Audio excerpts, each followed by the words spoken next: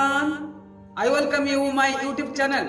आज एक नया विषय के साथ आपके सामने उपस्थित हूँ। विषय का नाम है परमेश्वर के जनों के लिए हर एक बात मिलकर भलाई को उत्पन्न करता है। वचन पढ़ना चाहूंगा रोमियो का पत्री 8 अध्याय 28 आयत। उसमें इस प्रकार बयान है, हम जानते हैं कि जो लोग परमेश्वर से प्रेम रखते हैं उनके लिए सब बातें मिलकर भलाई को उत्पन्न करती है, अर्थात उन्हीं के लिए जो उसकी इच्छा के अनुसार बुलाए हुए हैं।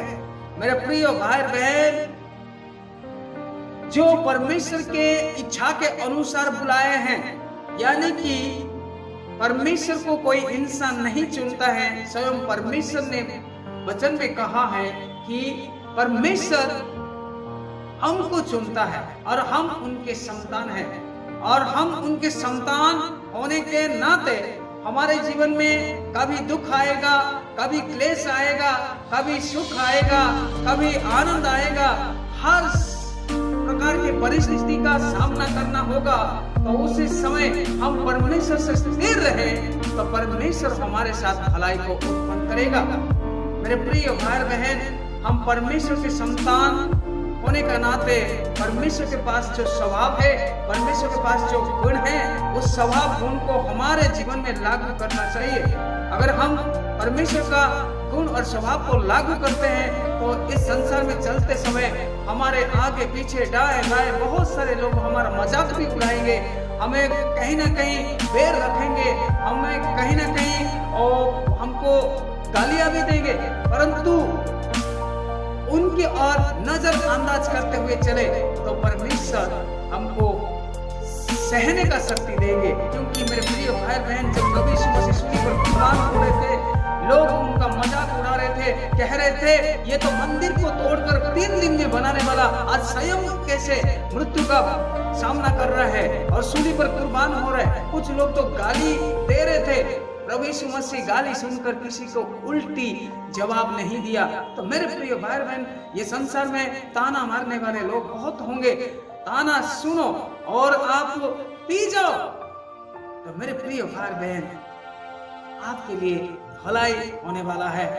क्योंकि जब हम दवा खाते हैं, कोई बीमारी के समय दवा वो कड़वा है, उसको हम चिबा चिबा कर खा नहीं सकते, बल्कि उसको हम ढोक देते हैं, क्योंकि दवा कड़वा होता है।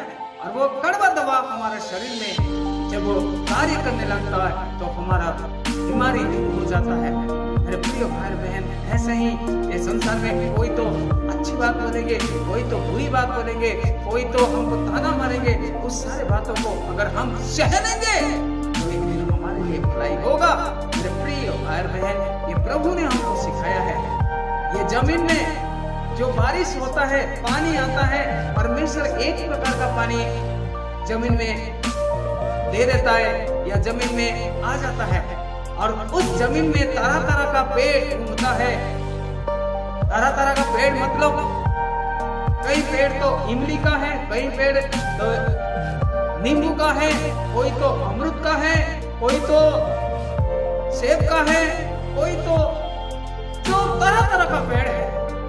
मेरे प्रिय भाई बहन, कोई पेड़ से तो खट्टापन आता है, कोई पेड़ से तो कड़वा आता है। जैसे करेला के पौधे से जो करेला हमको प्राप्त होता है तो कड़वा होता है, और कोई पेड़ों से जब फल हमको प्राप्त होता है या सब्जियां प्राप्त होता है वो स्वादिष्ट या मधुर या मीठा होता है।